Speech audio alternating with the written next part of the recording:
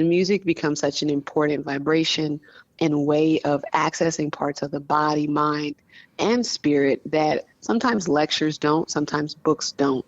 Music has a way of permeating our spirits and evoking parts of our histories to really inform our futures. And so music becomes for us such a powerful medium to transform our society.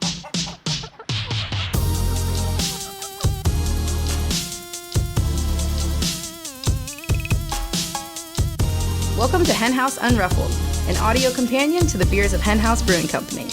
Each episode will take a deeper dive into each beer's concept, recipe, can art, sensory, and more with your hen host, Fridge. What up?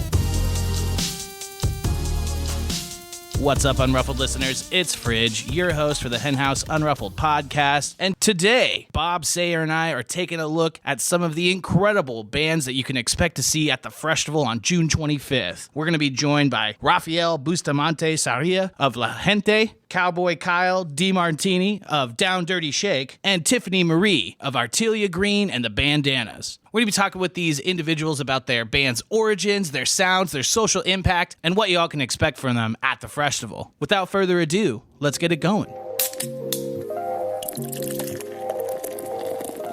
Here we are, Unruffled, and we're speaking with Rafael, Bustamante, Sarria. You are a member of La Gente SF, and you're going to be performing at the Freshtival on June 25th. Is this true? This is true. Absolutely. Yeah, we're really excited about it for sure. It's going to be one of our first shows back in the United States, so we were excited. Are you all on tour right now? We're in Spain right now. And we get back, actually shortly before that festival. So we're really excited, yeah. Whoa, our first ever international Unruffled episode. We are calling across oceans right now. This is rad. Right. And if it weren't Spain, we'd be keeping Rafael up late. But I imagine he hasn't even had dinner yet. Exactly. We're in a different universe over here. Yeah. How's the weather over there? It is hot. It's like in the 80s right now. All the streets are full of people chilling on terraza, drinking wine and vermouth. It's pretty idyllic and magical and ridiculous right now. Ooh, that sounds awesome. And you're talking on a podcast with us. I'm so sorry. But we're really grateful to have you. I'd much rather be talking to disembodied voices, than be out enjoying humanity, of course. Yeah. For sure. So, La Gente, maybe you could tell us a little bit about the origin of the band, the members. From looking y'all up, it says y'all are a world group. Maybe you can elaborate a little on that. Yeah, definitely. I'm born in San Francisco in the Mission District. My mom was from Colombia, my dad from Nicaragua. And so, coming up in the Mission, we were raised on, Colombian music, cumbia, salsa, but also hip hop, San Francisco psychedelic rock, reggae, dancehall, all that. So when I started writing music, it just made sense that all those different genres and cultures and influences all got blended and mutilated together into, my own music. And so, yeah, everyone in the band, we're literally from all different countries of the world, for all different places. And it's just, trying to get something that's authentically, Latino Caribbean, but also Bay Area. So we've been doing it for a while now. We're actually just released our first single from a new album that's called Entre Dos Mundos, which literally means in between two worlds. Since we're in between different cultures, half my time's in here in Madrid, Spain, half the time in the Bay, San Francisco. So it's definitely a fusion of many things happening. That's awesome. I mean, the Bay Area is such a eclectic melting pot, and to have that represented in a band, sounds super rad. Eclectic, if you will.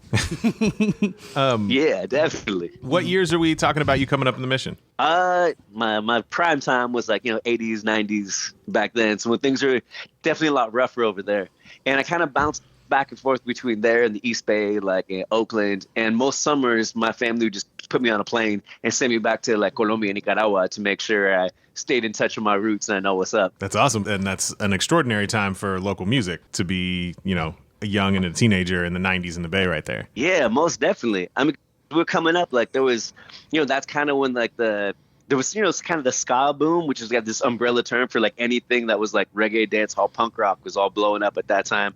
And there was all kinds of this underground, salsa groups, and reggaeton was still kind of in its infancy. So it was still crazy underground. And of course, all the Bay Area hip hop, hyphy culture was coming up, Mac Dre. So it was a great time and place just to be there, soaking it all up. And then putting it through my brain blender and coming out the way it did, you know? That's awesome. What year did you form La Gente? Whose idea was it? How did that happen? Honestly, like I've been like at the time, like I love playing a bunch of instruments. So I was playing like bass for this funk group. I was rapping with this one reggae group. I was doing keyboards for this like, you know, blues outfit. I was like playing guitar for like this country group. And then one day I just was like, you know, I want to do my own shit. So I just started reaching out to all my favorite musicians that I felt like plugged into in all these different scenes.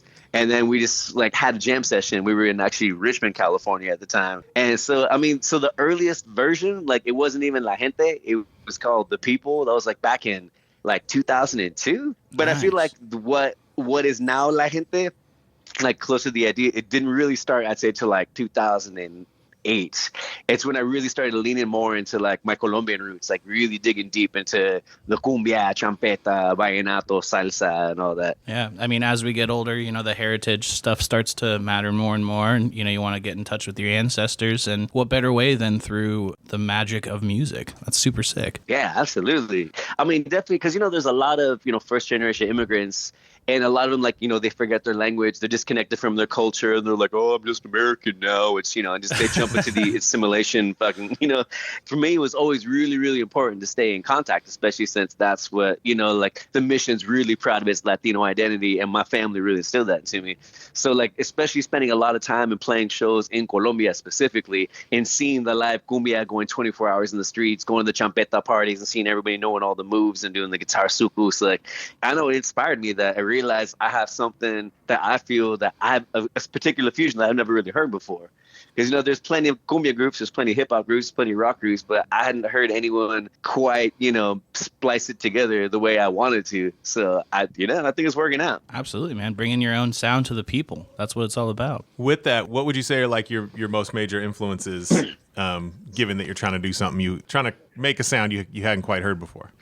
I mean, it's tough, man, because like I said, there isn't really a blueprint for this kind of stuff. I mean, there's this one artist named Carlos Vives from Colombia, and he started off as like just a vallenatos player, but he started mixing in like champeta, some rock, some Caribbean stuff. And so even though like my music is, you know, really different from Carlos Vives, but just that idea of like you can literally just take whatever you came up with, whatever inspires you, whatever is part of your culture, and just put your own voice and your own spin on it. Like, I think he's, definitely a good reference point. But I mean, especially right now with the music that's coming from the Caribbean, and especially from West Africa, it's like there's so many people to be inspired by. Like Burner Boy's killing it, you know, Coffee from Jamaica, Sistema Solar from Cartagena, Tribu Baru from Colombia. I mean, there's like a renaissance right happening in music, and especially these styles like sucus and champeta that people don't even know. Everyone just knows salsa. It's starting to really get some shine, you know? Rad. How many players do you have in the ensemble? It depends on the situation. Like sometimes it can be like 12 people. We've played the full orchestra before, like literally a full classical orchestra. And, you know, sometimes on tour you got to strip that down to like 5-6 people just because, you know, we got to worry about budget and hotel rooms and all that. But sure. Yeah, I think there's like there's a core like 5 or 6 of us who are, you know, like the ones who've been holding it down. But like, especially when I'm over here right now in Spain, like if I meet some cool musicians and I like what they're doing, they become part of La Gente, and then we have a whole different version of the ensemble happening. So it's more like a collective than just like these are the set members. That's what's up. Would you say there's something you could put your finger on that is common to all the music that inspires you? Man, that's a good question.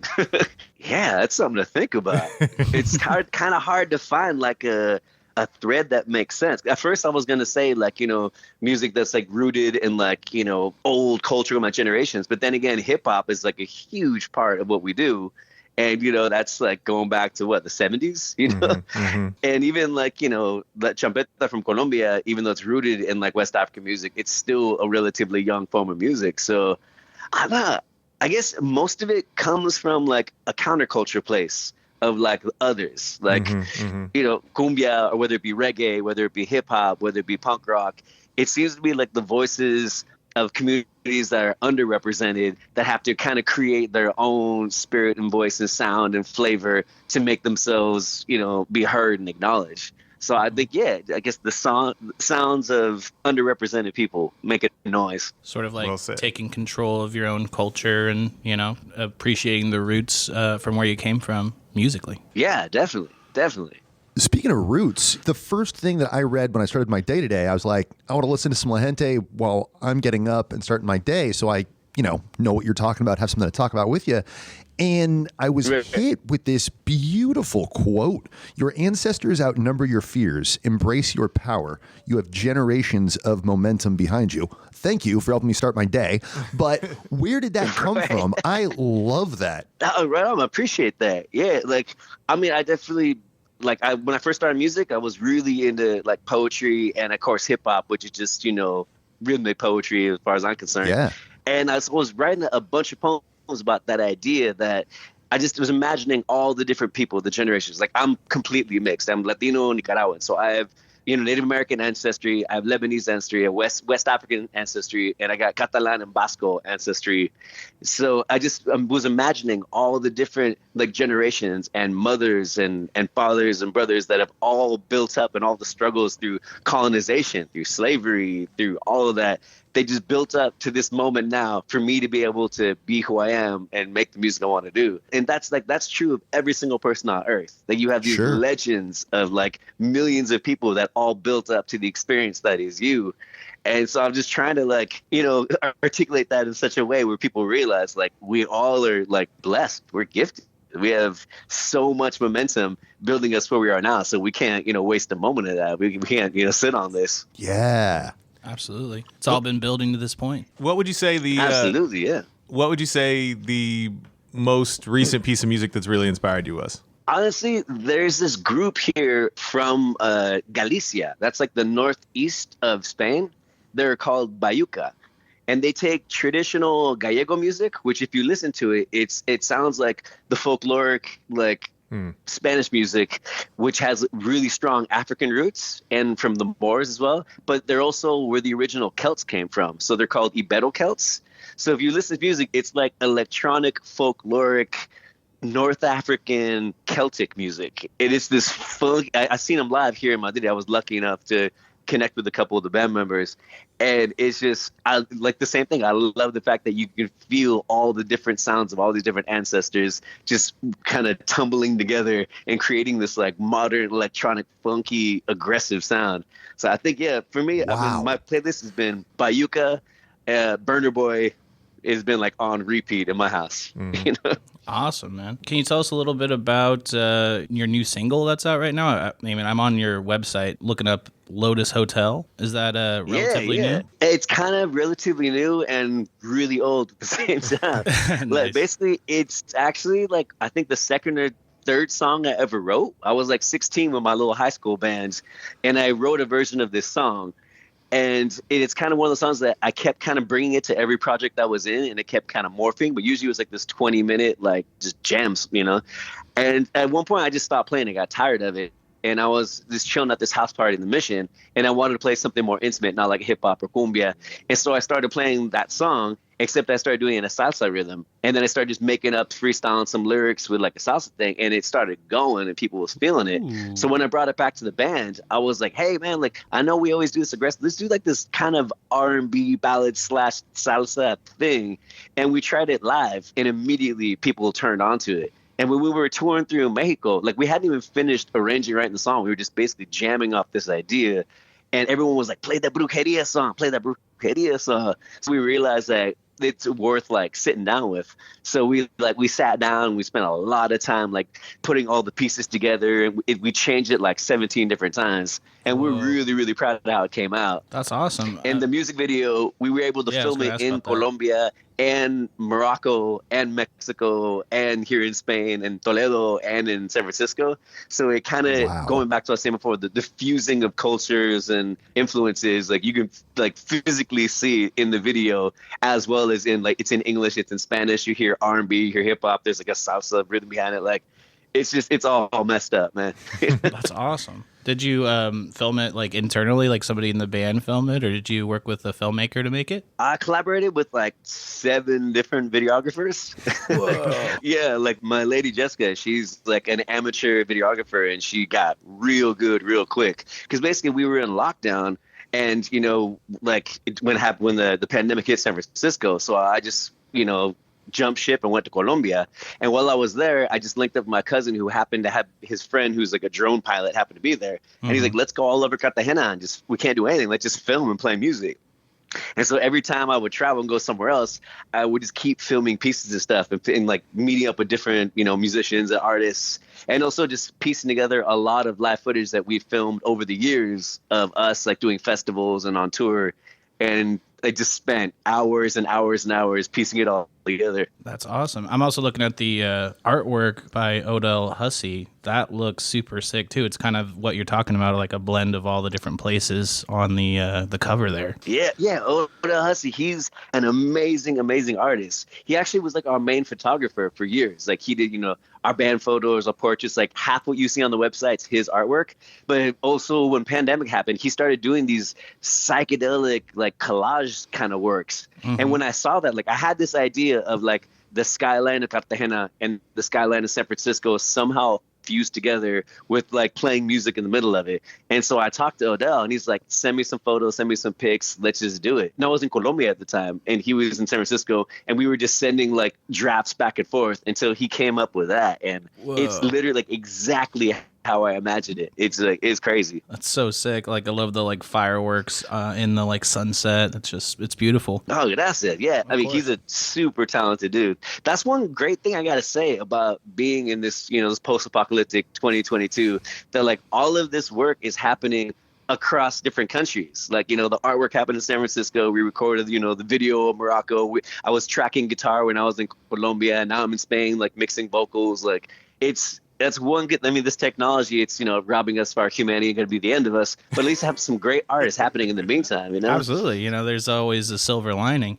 And, like you were saying, you got to embrace all the other work that's been done by our ancestors, right? Yeah, exactly. So last question. I imagine the people listening to this podcast, or a good percentage of them, are going to be at the Freshtival. Yes, so sell them on it. What can they expect if they get there and they're up in front of the stage when La Gente's up there? Well, we, prior to us, aside from just like taking all these different genres together, it's high energy. Yeah. Like from go to the end of the show, we give like 3,000%, and as we'll be all over the stage. We'll be fusing like hip hop freestyles. We're doing like percussion breakdowns. We're doing like Santeria rhythms. Like basically, it's gonna be a spectacle for sure. Like that's why we get hired a lot in like Sonoma County and Petaluma, and a lot of times it'll be like a Grateful Dead cover band, a bluegrass band, and us. So I love it. Every time we show up doing our Caribbean music with West African rhythms, doing Santeria drums and freestyles, like it just blows people away because it's the last thing they expect. And a lot of times too, I know a lot of people, they like, salsa reggaeton, but they don't speak Spanish. They don't know how to dance it. So I think one thing we try to do is take all this kind of music that people feel and make it accessible and kind of, present it away where like, you can come, you can sweat, you can go crazy with us. And a lot of our music is call and response. We get the audience, doing chants with us and jumping up and down. Like, yeah, we pull out the stops every time. Like there's no like half-assing what we do ever. That's awesome. Well, I can't wait. I know Sayre just said that was the last question, but I got one more bonus for you. All good, man. I appreciate how you're, drawing from your ancestors and infusing that into your music. But I was curious if you had a similar connection at all to food or even beer. Oh, absolutely, yeah. Actually, my partner is a chef, a professional chef. It's I live in a neighborhood called Lavapiés here in Madrid, and my neighborhood is West African, Senegalese, Nigerian, Indian, Colombian. And like it's everything. So just today, we literally were walking around and we ate food from like 6 different continents. And I feel like in the same way, like music and art can reflect culture, I think food does that almost better, because you can taste like, well, this pepper is from this region of the world and it got brought here because of this. And even though maybe because of war or colonization, and you can taste all the similarities and the differences. Like I was eating Senegalese food and there's so much stuff that's so similar to Nicaraguan food because it has, similar roots. So, yeah, I mean, 100%. Like I think like food, music, art, poetry, theater, dance, it's all completely interconnected. Awesome. Yeah, gotta love it. Thank you so much for a wonderful interview. We're super stoked to have La Gente joining us at the Freshtival on June 25th. Listeners, if you haven't got your tickets, you better get them quick because they're going fast. And Rafael, where can people go? Where can people go to check you out? I would say like La Gente SF. That is our Spotify. That is our TikTok. That is our Instagram. That is our website. That is our YouTube channel. And like I said, to anyone listening, make sure you check out our new single, Lotus Hotel. And it's like either, Spotify, YouTube, whatever, because, we're really excited how this new album's coming out. I think it's the best work we've ever put out and best represents, our vision. And like we're really excited to get back to California and blow it up. Hell yeah! All right, man. You have a really good time out there in Spain. We're excited to see you when you get back to the States. Yeah, no, thank you, man. Muchísimas gracias for letting me, rant about what I'm passionate about. I really appreciate the opening up a space like that and letting artists, speak our minds. There's not enough space to do that besides, TikTok or something. Anytime, man. We really appreciate it, and we'll see you soon. Have a good one. Thanks, man. Appreciate it. Muchísimas gracias. De nada. All right, we're here with Kyle from Down Dirty Shake. Down Dirty Shake is going to be performing at the Freshtival on June 25th. Super excited to have you here on Unruffled, Kyle. Yeah, thanks y'all for having me on. We're stoked to be a part of the Freshtival again. Yeah, you were there back in 2019 with the rest of the band, and you're coming back. There are only returning. It was like 3 years ago. Yeah. Yeah, there was the last 3 years. What was something going on? Yeah, there was this something happened. I forget what it was. But yeah. Apocalypse, stay pockin'. Yeah, exactly. Everyone switched to cans in the beer industry is what happened. Oh, that's why everybody's drinking cans. I must have missed the whole thing. Yeah. But yeah, the Down Dirty Shake is the only returning band from Freshtival 1. That's awesome. So cool because we don't actually get invited a lot of places twice. Like that's like kind of our motto. Like we've been invited a lot of places once. Twice is impressive. So thanks y'all for having us back. I know it's our pleasure. Honestly, I was directing traffic that Freshtival right behind the stage, and you guys rocked the house for me. So I appreciate it. Nice. We sound best from behind the stage. Awesome. So how long has Down Dirty Shake been a band? When did it start? Whose idea was it? How did this happen? We've been a band for a really long time. Actually, we all grew up in the Central Valley. Like some of us have known each other since we were in elementary school. I guess we started the band in high school. Originally, do you guys know a band named The Strokes? You know The Strokes? Heard of them. Sounds familiar. Sounds familiar. Mm-hmm. Yeah. We used to do Strokes covers. Like we were a Strokes cover band, like in high school, which was pretty badass when you're in high school. To play like high school parties and like have these songs. So that's what we started off as, and it was all downhill from there. Honestly, that was the coolest thing we did. Yeah, get some like major points with your teachers back then. I'm sure. I don't know. What's the mature rating on this thing? Yeah, so we did that for a while, and we all moved to the Bay, and then AJ, the lead singer, Pretty Tony. I'm going to refer to all these dudes in as their aliases. So PT is Pretty Tony. He's the lead singer. He's also in the beer world and the industry. And then Moose Knuckles is the drummer.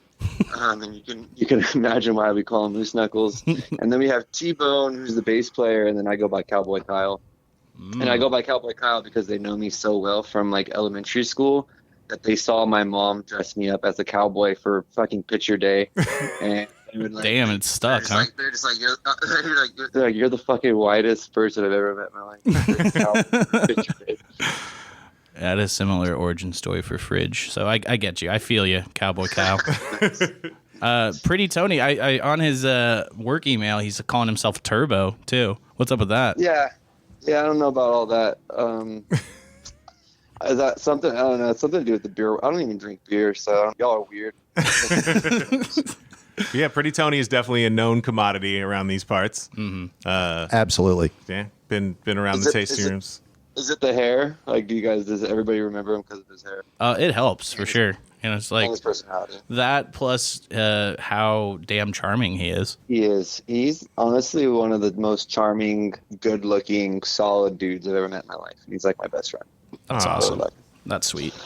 And We're gonna cut that part out. Yeah, right. Yeah, you can't be that nice.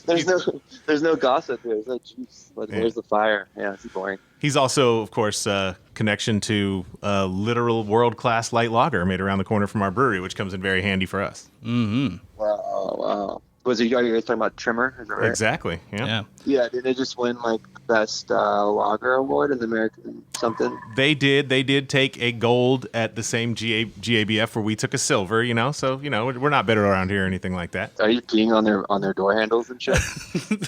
No. What are you doing? Rising tide lifts all boats. Like any brewery from the greater Roseland area is a friend of ours. Yeah. Camaraderie, not competition. Exactly. A win for the Bay is a win for the Bay. Well, I don't know. You get into like Santa Rosa proper, we might have some beef. But if you're actually within like crawling distance of our brewery, I think we can be family. Yeah. I feel like you guys are one beer deep right now, and I swear to God, this conversation's different after 5 years. You're probably like, there's no fucking way they should have won.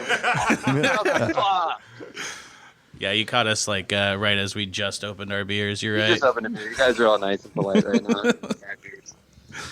Right. Yeah, catch us at the end of the Freshtival. We might get some more truth coming out. Yeah, exactly. But okay, so you guys you're connected.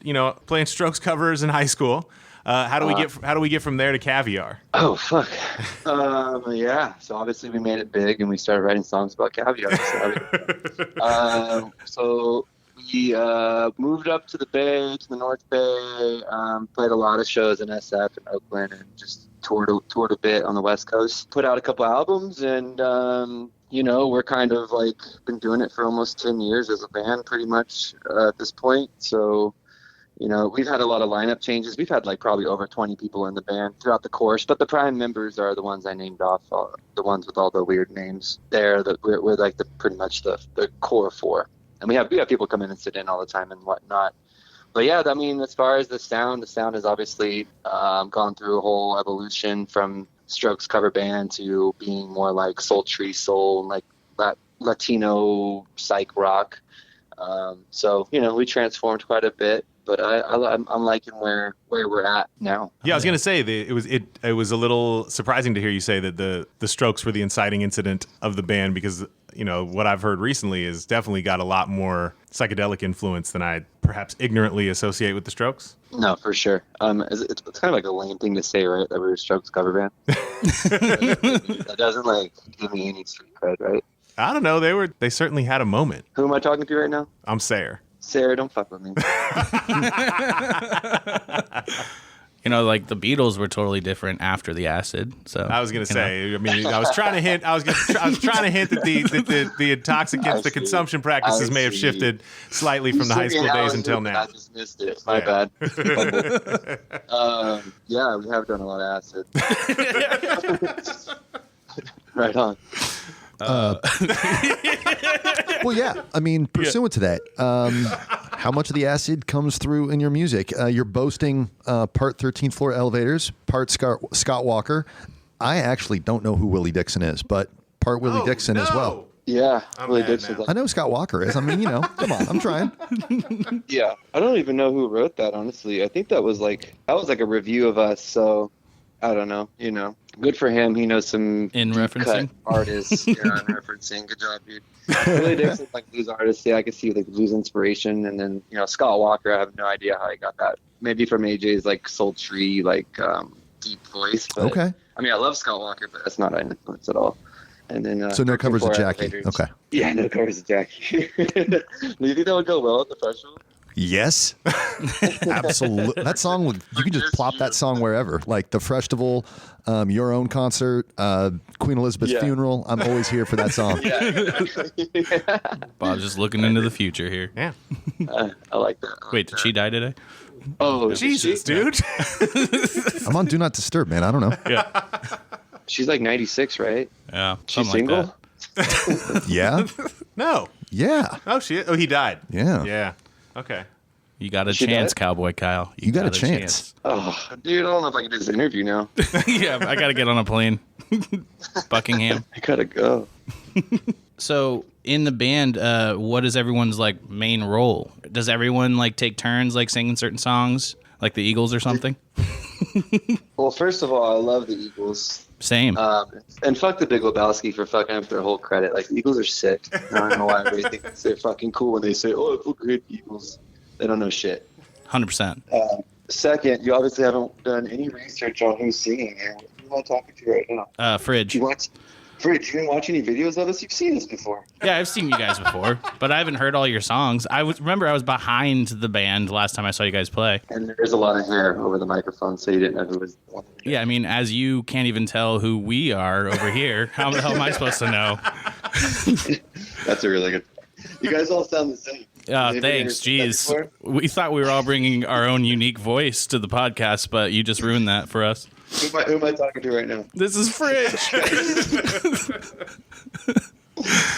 Okay, so answering the question. Okay, so AJ's singing all the songs. Okay. We all sing backups. We kind of harmonize and like back him up and whatnot. So, but AJ's the lead singer. You know, that's what's the up. charming one. That's why it's called Pretty Tony, huh? He's the prettiest, so we put him up front. What would you say is kind of inspiring you these days? Kind of went with the more Latin vibes these days. So we're like writing songs in Spanish now and bringing conga players in and a lot more percussion. I'm using different scales on the guitar, a lot more rhythm. Sometimes we'll have a lead guitarist as well. And AJ's doing a lot more on the synths and the cumbia vibes. And Aaron, Loose Knuckles, the drummer, is doing a lot more cumbia beats. And T-Bone's still getting that growl, but he's like, he's getting that soul in there as well. So I feel like we're somehow becoming like the music we've always loved, which is just like 60s soul music, but with like a Latin twist. So honestly, it may not be our biggest inspiration, but I can see a lot of the band War in there, and obviously like Santana vibes. Nice. So that's kind of where we're at right now. But I think also like we've been releasing some, like Acid Rain just came out. That song's more like indie psych, kind of indie pop, it kind of reminds me more of like a Tame Impala or like a Ty Segall kind of thing. Hell yeah. But yeah, we actually debuted that song Acid Rain at the last festival, and we plan on playing it at this festival. But now we sing it in Spanish. Oh, that's pretty cool. So with y'all's band, like, what is the latest release? Do you have like a new track that you want to tell the folks about? What's the last piece of music you guys put out? Yeah, like I was talking about a minute ago, we released Acid Rain probably like a little over a month ago. And that's a song that we've been working on for a couple of years, actually. So it took a while to get the dynamics correct on that song. But yeah, please do check out Acid Rain. I actually did the artwork for the single. So it's my first time doing our album artwork. We usually have someone else do it. That's awesome. Yeah, Could you guys not afford a good one this time? Oh. Damn, Bob coming in hot. That was Fridge who said that. Yeah, who was that? Can't wait to get to the festival. I'm gonna fight all of you just because I don't know who said that. Yeah. At the end of the event, we'll just go up on stage. And I'll be wearing a HenHouse shirt. Come find me. Perfect. Perfect. Does the Acid Rain have a accompanying music video or any plans for that? No, not really. We talked about it, but it's just a lot of work to do a music video, you know? I hear you. I make some pretty poor ones. If you want my help, I'll come over and do it with you. Yeah, let's do it. Shoot the video at the festival. Oh, there you go. That's a good idea, actually. Yeah. Why not? It's that easy, right? Yeah, well, we could get part of it. There's like 1/3 of the music video is that, and then the rest is like a story, you know? Fridge is already writing you a treatment. You're about to get pitched, Kyle. Really? Yeah. Fridge, thank you so much. You're welcome, How much are you going to charge us, though? Because I like to get that out of the way first. You know, it gets awkward once the video's done and then you get a bill. It's going to be sub 4 digits, don't worry. Damn. Fridge, after this, we're going to have a conversation about negotiating. Anyways, let's shift gears quickly. Kyle, is there any contemporary music? We talked a lot about War, Santana, that era stuff, but any contemporary music that is particularly compelling to you that you'd suggest people check out that's getting you going? No. Nice. Have you heard of Sade? I have, yeah. I like Sade a lot. I think it's contemporary. I still listen to it. Mm-hmm. No, not really. I mean, I don't know. I listen to a lot of new music, but I'm never like blown away enough to be like, oh fuck, I have to promote this person and talk about them. 100%. I'd rather talk about myself. Well, tell me though, what are your thoughts on Weird Al? Weird Al Yankovic? 100%. I have a lot of thoughts about him. I think kind of fell off a little bit. You know what I mean? Whoa, really? It used to be so influential. You know, like what's it called? The living in something paradise. What is it? Amish Paradise? Amish Paradise. That was genius. Mm-hmm. You know? I mean, are you saying that because we look like Weird Al Yankovic and Down Dirty Shake? you know, I never noticed that before, but now that you bring it up, Anthony has a striking resemblance with the hair. Oh shit! I guess everyone does, kind of, huh? What can people attending the Freshtival expect from Down Dirty Shake? Are they going to hear a preview of your big single from 3 years from now? Yeah, probably, right? Hopefully it doesn't take us that long to put it out. But knowing Down Dirty Shake, it might. So, but yeah, we're gonna bring a pretty fresh set. I know AJ was talking to the boys and me and saying, you know, in the spirit of it being a Freshtival and like all the beer, all the breweries are releasing freshly brewed beverages. We're going to try and do freshly brewed songs. So we'll be playing a lot of new stuff. And like I was talking about, like we'll have a conga player with us, our friend Adam, and then we'll have a percussionist also playing like timbales and shakers, my friend Craig. And then, the rest of the dudes, and we're going to really play like a very Latin focused set. We're also playing with a band, one of our homies, La Gente. They're from SF. They're playing in the Freshtival. Yeah. And yeah, you guys should check them out for sure. They also have, I mean, obviously they're doing like more standard cumbia and like Latin roots music, but we just played with them at the Hot Mug not that long ago, and they absolutely killed it. They're really, really impressive. But yeah, we're gonna play probably debut at least one song. This song called Cherry Cola, and it's definitely more cumbia, psych rock. And then we might also bust out. We always bust out, you know, a new cover here and there. So if you haven't seen us in a while, we'll probably bust out a cover from, you know, someone like Sade or Alicia Keys or the Spice Girls. We always do something like that. Sick. But absolutely no Scott Walker for Bob. He'll be in the front yelling for it. Absolutely. We will play Scott Walker, Bob. You got it, buddy. Yes. Awesome. Well, man, we're really excited to see Down Dirty Shake at the Freshtival on June 25th. Super stoked to have you as the one returning band. What a title. We look forward to playing. This will be our last Freshtival playing, so we really look forward to it. All right. You have a good rest of your day. Send our love to the rest of the band. Thanks, y'all. Take care. Cheers. All right, on the line with us right now is Tiffani Marie of ARTELIA Green and the Bandanas. As we all know, ARTELIA Green and the Bandanas will be one of the many wonderful bands performing at the Freshtival June 25th. Tiffani, how are you today? I'm doing pretty good. Excited to be here with y'all. Thank you for having me. It's absolutely our pleasure. Thank you for taking the time to talk to us. Can you tell us a little bit about the band? Definitely. ARTELIA Green and the Bandanas is a 10-piece band from the San Francisco Bay Area. We've got horns, we got drums, we got percussion. Just a soulful, jazzy hip-hop fusion that really centers a lot of my roots. The band's named after my great-grandmother, ARTELIA Green. She was known for her swagger, which were her bandanas. And so we center that Southern swagger and also honor the lineage of folks who migrated to the West, the Bay Area particularly. And so it's a fusion of a lot of different types of music, different genres, but also different types of swagger as well. And did you guys all come together in the Bay?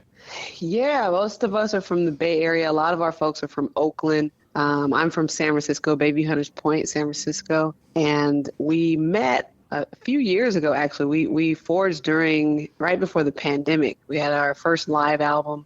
And then right when we were putting shelter in place, we just really needed to continue to make music. So we would do a lot of recordings in our homes and put them together. And that kind of informed our sophomore album. And we've just been going ever since then. That's what's up. And you got into it a little bit, but yeah, how would you describe your music? I hear hip hop, I hear neo soul, definitely, you know, kind of an eclectic mix. How would you describe your music to somebody? And was that kind of the sound from jump when y'all started playing together, or has there been a little intention on getting it to sound the way it does today? Definitely. I mean, I think one of the most fundamental years in music in my life was 97 to 98. And you got a lot of beautiful profound pieces that are coming out, but particularly for me, one of the most notable albums was Miseducation of Lauryn Hill. And so I'd never heard all, the fusion that I speak of with a female MC that also sings. And so Lauryn Hill has been a huge inspiration to me. And so a lot of my music over the years prior to Artelia Green and the Bandanas has really centered the ways in which she is able to have a multifaceted approach to genres and fusing that and using really hip hop as the container. And a lot of us, particularly from the Bay Area, we rightfully have allegiances to the histories of funk. And, if we think about James Brown, even in funk, for some of us, we would argue that's the origins of hip hop. And so we think if you're touching on soul, if you're touching on jazz, if you're touching on funk, then you're definitely also engaging hip hop. And so I think a lot of it came naturally for us. A lot of folks in our band play and sing for some pretty fundamental people in the Bay Area or from the Bay Area who have done work in the Bay Area, Fantastic Negrito, Lettucey, and others. And so we are just honoring the history of folks who have already been doing this work, particularly in the Bay Area. That's awesome. I see you all were founded in 2019. Mm-hmm. Can you tell us a little bit about some of the challenges you face, starting a band like right before the pandemic hit? I mean, the first component, I think, prior to that was that a lot of the folks that we grew up with became, really influential players for a lot of famous folks that we know now. And so already we had a lot of people who we were connected to, who we really wanted to use, but who were booked. And so that was already a challenge for us in trying to navigate rehearsals and making sense of the amazing talent that we have, but also finding time to then do it as a band. I think of like the Soul Seekers. They're a group who, there were already some of the nation's top producers who decided to come and do a quartet band together. And so I think of that both as inspiration, but also those namely are some of the most fundamental challenges. I think the other component is some of us are also teachers and educators.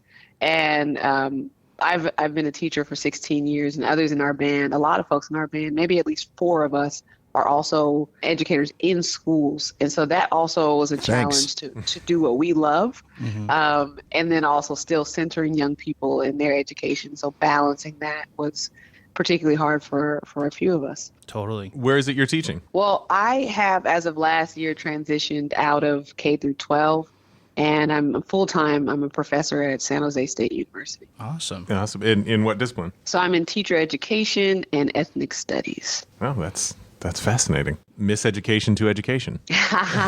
Exactly. I wonder if Artelia Green and the Bandanas were able to tap into the digital space at all. Did you ever do any live stream stuff? Right before our album dropped, our sophomore album, Fly, right before that dropped, we were trying to figure out how to, again, navigate a slowly waning shelter in place, but also space where folks were very much still not comfortable being in group settings and outdoor settings. And so we did a really cool live show, but we wanted to support folks who couldn't come out. And so we did a listening party that also showcased a lot of our work. It centered visual aspects of it as well. And we were able to do this over, really advanced, I would say advanced, not for me, but for some technology, so that we were able to bring folks in through various platforms and also get a lot of feedback and love. So we definitely were able to lean into tech to accommodate for, really arduous times. That is awesome. And so what was the sort of inspiration, the spark that made you want to put this giant band together in 2019? I mean, I've wanted to be in a hip hop band for a long, long time. I started in a middle school concert band, a 75-piece concert band. And I, shout out to Mr. Martins who brought middle schoolers together, 75 of us in a room. And just the power that came from music was always inspiring to me. And then I remember I went to UC Berkeley for my undergrad, and I was in the jazz club. And it was the band that had the most rehearsals, so I had access to the rehearsal room. And I joined the club, and they're playing these, beats. And I'm a drummer. And I would flip them. Every jazz beat, I would flip them to a 4/4 hip hop beat. And I would get in a lot of trouble. And I went straight from undergrad into teaching, right? Immediately into teaching. And so I had to put a lot of my desires to be in a band on hold. And while I was in my first few years of teaching, I actually started hip hop groups with the babies, with middle schoolers, and put a lot of my time and energy because I was able to do both. I was able to accommodate my work schedule, and also I was supported to do that with young people. And, around 2018, my work shifted drastically and I had a lot more time and really decided to center my health and my wellness. And for me, that was music. And so at that time I had a dream, I had a desire to start a band, and I didn't know what that looked like or who would be willing to take that risk, but it was an investment, and it's definitely paid off. I'm interested in literally the logistics of bringing those people together. Were these all players that you knew before from your time around music, or did you put a call out? Were you getting references? How do you bring that many people together for a project?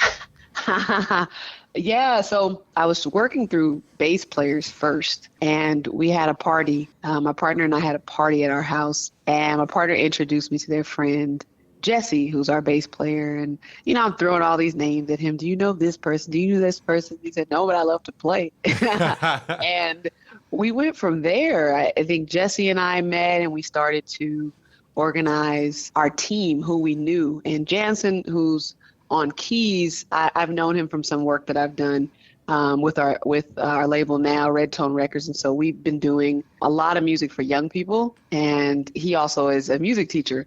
So he's just a brilliant piano player. And so we brought him on for keys. Jonathan, who sings vocals, who's on vocals with us. I knew him from my first project, well before I had a band back in 2005.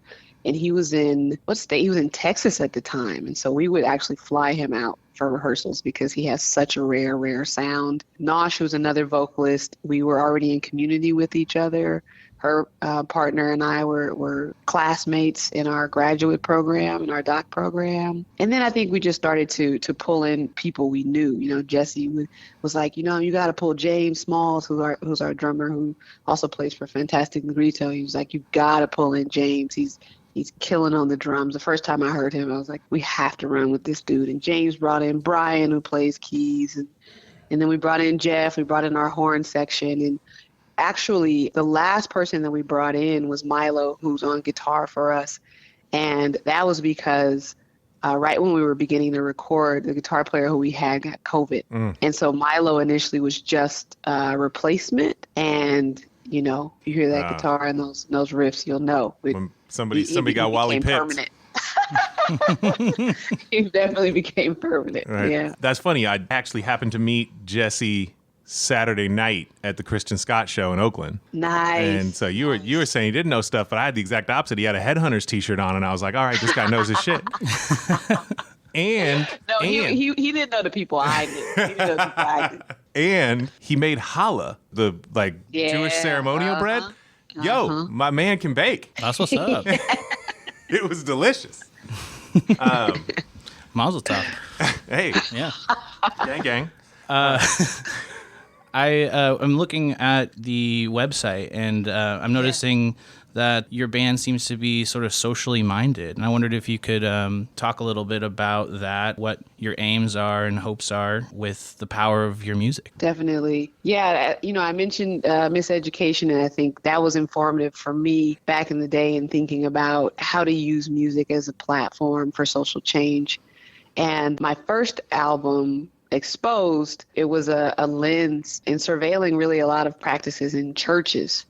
And since then, it was really controversial, but since then, as an educator and really an educator that's focused on freedom, that's focused on, disrupting suffering in our society, I follow in the legacy of so many amazing activists who were also musicians and used their platform as a way to evoke change. And, most of, if not all of our songs have a powerful message that centers those who are marginalized, those who experience subjugation in our society. And we like to center those voices. Myself as a Black woman, those are many of my stories or stories that I align with. And music becomes such an important vibration and way of accessing parts of the body, mind, and spirit that sometimes lectures don't, sometimes books don't. Music has a way of permeating our spirits and evoking parts of our histories to really inform our futures. And so music becomes for us such a powerful medium to transform our society. That's awesome. I wonder, do you have any like spiritual connection, obviously with music, but beyond that with food and to a lesser degree, maybe beer, because we're going to have you out at this beer festival. And I just wanted to know. It's all culture, right? Yeah, it's all culture. Definitely. I mean, what's really hard to say given this question is that I don't drink.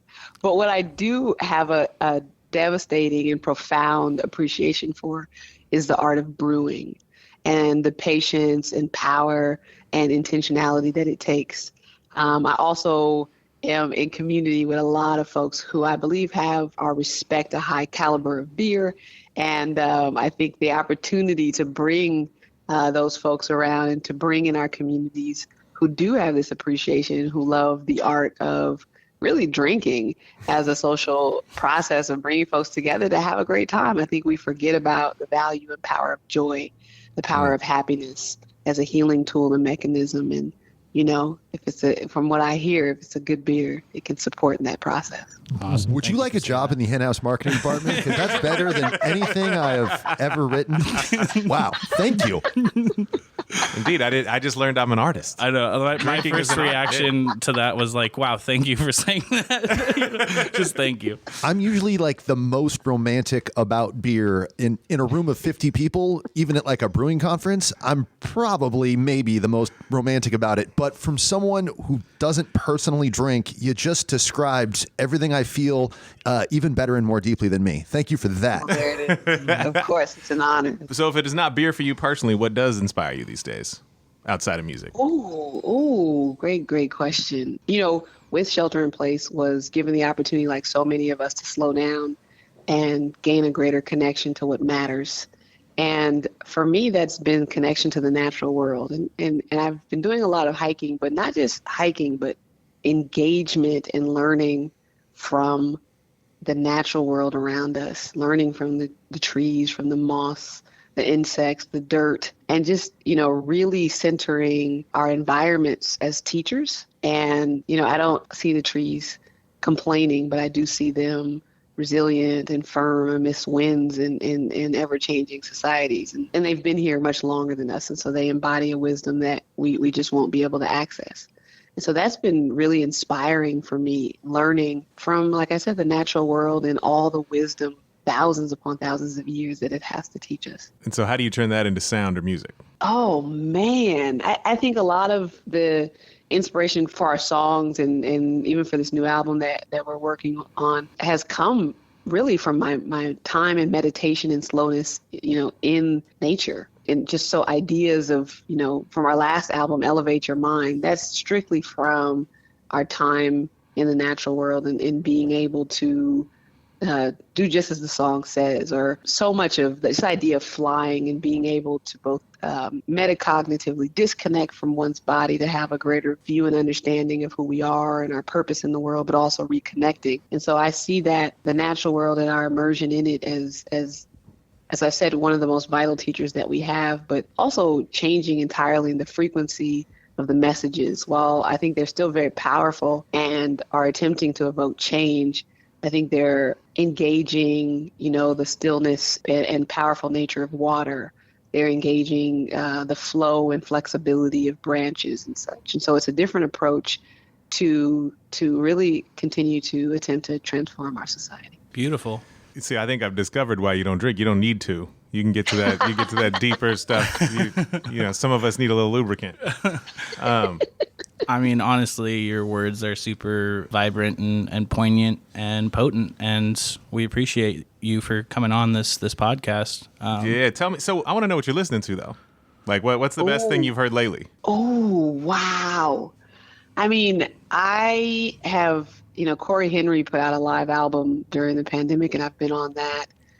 John Batiste, who just claimed everything at the Grammys. Yep. Let's see. I mean, Stout, an artist from the East Coast who also used to sing backup for Corey Henry. I just saw her at the Black Cat in San Francisco, and she's just doing amazing ethereal music, just heavenly, just out of this world. Stout?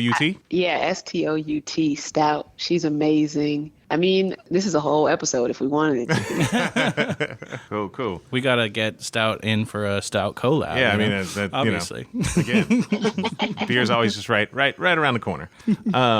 So as you might imagine, the listeners of this podcast, many of them will be there on the 25th to check y'all out at the Freshtival. Yes. If somebody's coming to the Freshtival, what can they expect to see from Artelia Green and the Bandanas? Ooh-wee. I mean, what I will say before I say what they should expect to hear, I should say what they should expect to bring, and that's a fire extinguisher. I think folks should be ready for the heat. And we have this fusion. I want folks to imagine a warm day where they have their favorite food and we're playing, but they're immersed in just their favorite people, and it's just the right energy around them. And then you're blessed with this sound that goes beyond your skin, that goes beyond your chest, that accesses the innermost recesses of your soul and helps you to wake up, helps you to realize that you weren't living until that day. We hope that we can come halfway close to, no, I'm kidding. We hope to bring that spirit and that energy that just helps folks to be grateful that they're alive. The fusion of brass and the djembe and the drums and Jesse, oh my God, Jesse on bass, that rhythm that will ruminate our hearts and spirits. That's what we're hoping to bring that day. I'm like super excited for all the bands that are coming to the Freshtival, but I am the most excited to hear your band. Very, very on the edge of my seat. We gotta bring it now. Yeah. We gotta bring it. I've got full faith in you to be able to bring it. I had the exact opposite reaction to that. I write marketing copy for a living, and I think I got to go fucking retire. Like, shit. In the meantime, if people want to check out Artelia Green and the Bandanas, where should we send them? Dope. We're at arteliagreen.com, and then you can find us on Instagram as well, where we keep some of our most updated reels and behind the scenes. So either arteliagreen.com or Artelia Green and the Bandanas on Instagram. That's what's up. Tiffani, thank you so much for the time. Thank you. For the bars. Yeah. For the feeling that I need to go back to the lab and work on my pen. I just snapped mine and threw it in the garbage. Done. But we'll definitely It's an honor. We'll see you on the 25th. We're looking forward to it, and we really, really appreciate you and all 9 of your compatriots being part of it. Definitely. Thank you so much for having me and inviting us. All right, cheers. Thank you, Tiffani. Cheers. Wow, a few different interviews there. That was really fantastic. I could not be more thrilled to see what is going down on the stage. It is going to be a different experience, and I think everyone is really going to bring it and take you on a journey. Yeah. I mean, one thing that I felt was sort of like threading the needle between the 3 bands as totally different and, eclectic they are, was that they are bringing that ancestral love, that like heritage and culture, and like reclaiming the space and trying to like make a difference with their music, like all in their own ways. And Not so much Kyle. well, Cowboy Kyle, I love you, buddy.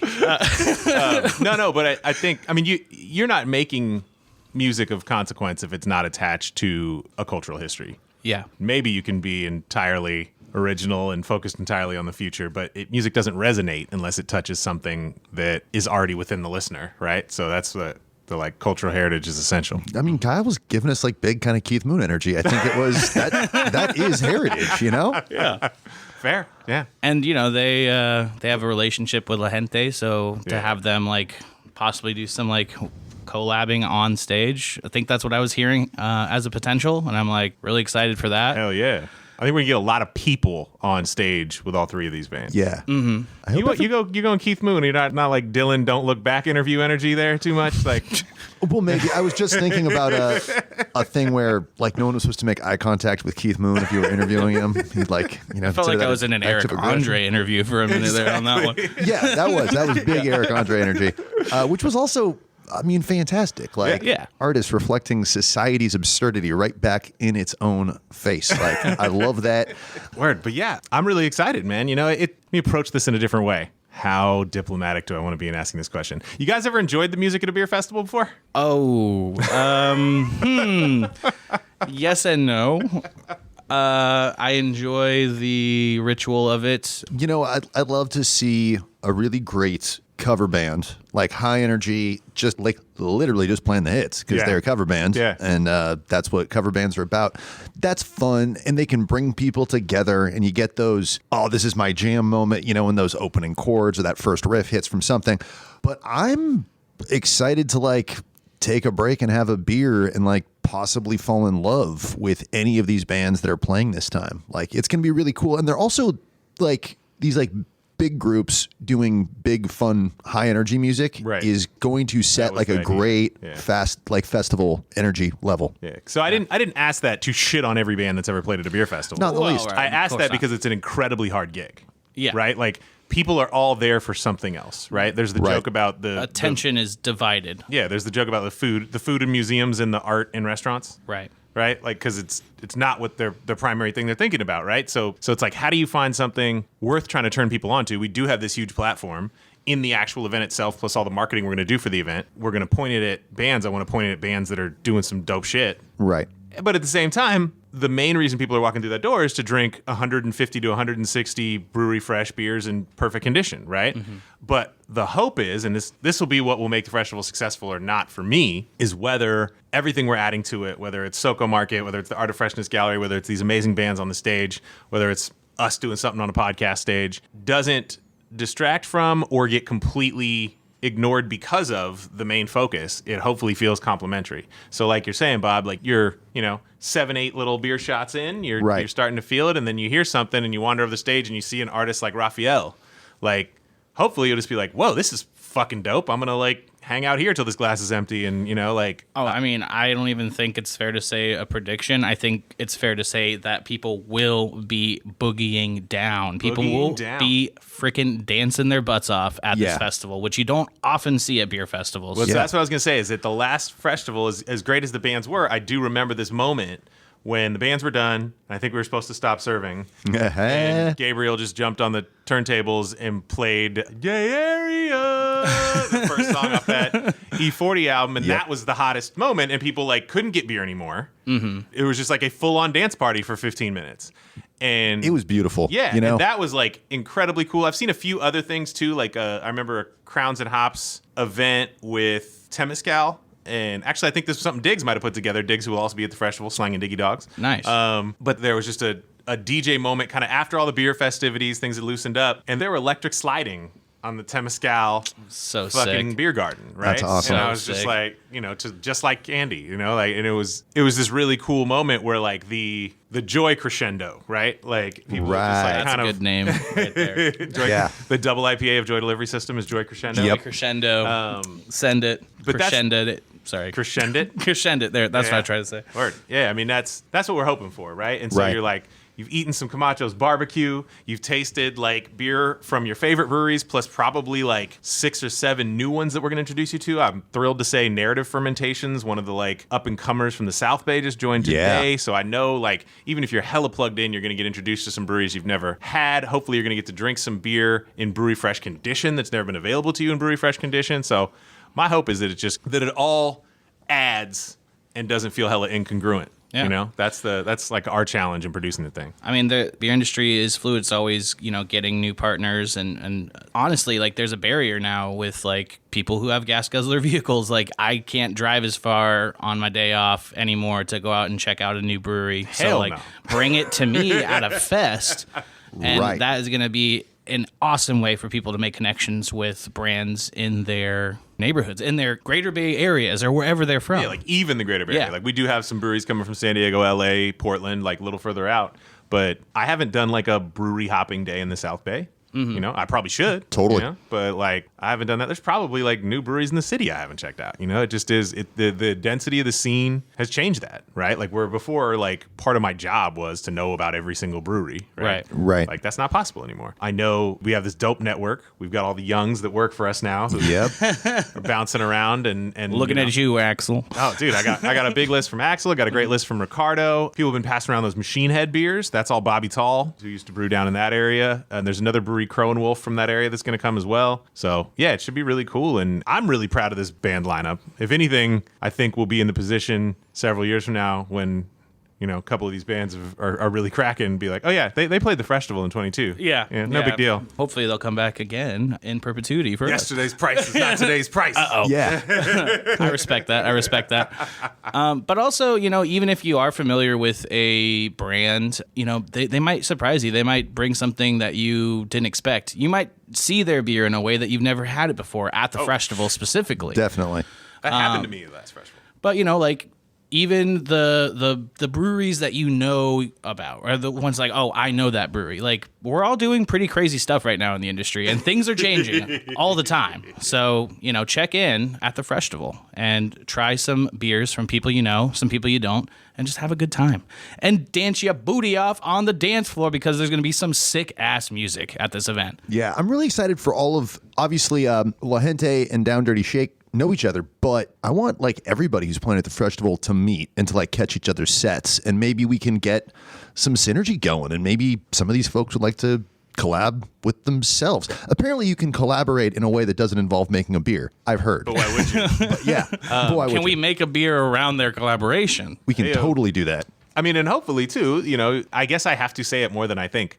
Like when I'm putting together stuff for the Freshtival, I'm like, well, obviously this is a bit of a small company networking, John, right? So talking about bringing the artists in, it's like, you guys do artists for beer labels. There's going to be 80 breweries here. Do I need to square that circle for you? Right. Right. And some of these breweries have live music, right? Right. So hopefully, we'll some get, connections. We'll get some of these folks some gigs. Right. Participants of the Freshtival, if you're listening, please bring your business cards. Exactly. Yeah. Yeah, and I mean, dude, it's dope right now. If you go to the Freshtival page on our website or on the Eventbrite, and you're just damn, it's if you consider a band a business, there's 100 small businesses, more than that, right? Because I think there's 13 in the SoCo market.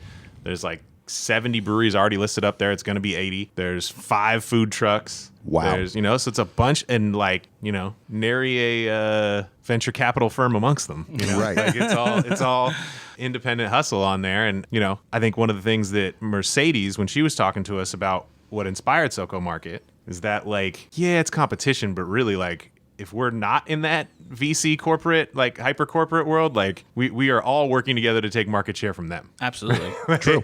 And so hopefully that starts popping through the Freshtival. Yeah, exactly. I'd never see us partnering with Chase, but I could see us everybody's got a price, man.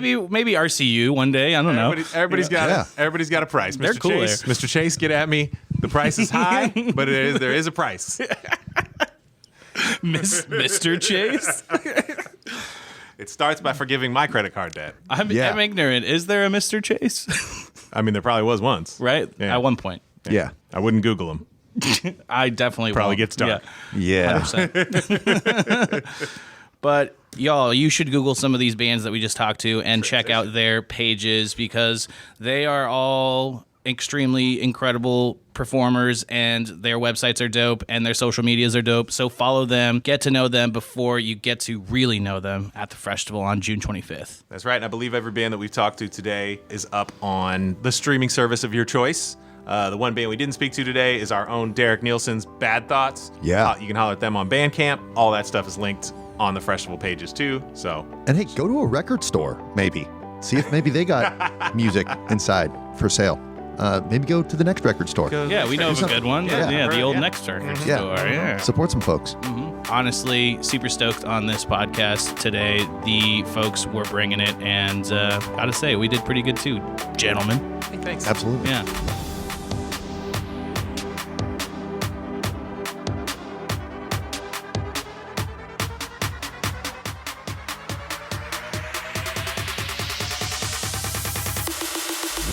HenHouse Unruffled was created by Anna Scott. We record at HenHouse Brewing Company's Palace of Barrels in Petaluma, California. Our producer is Brian Henderson, and our associate producers are Josh Staples and Fridge.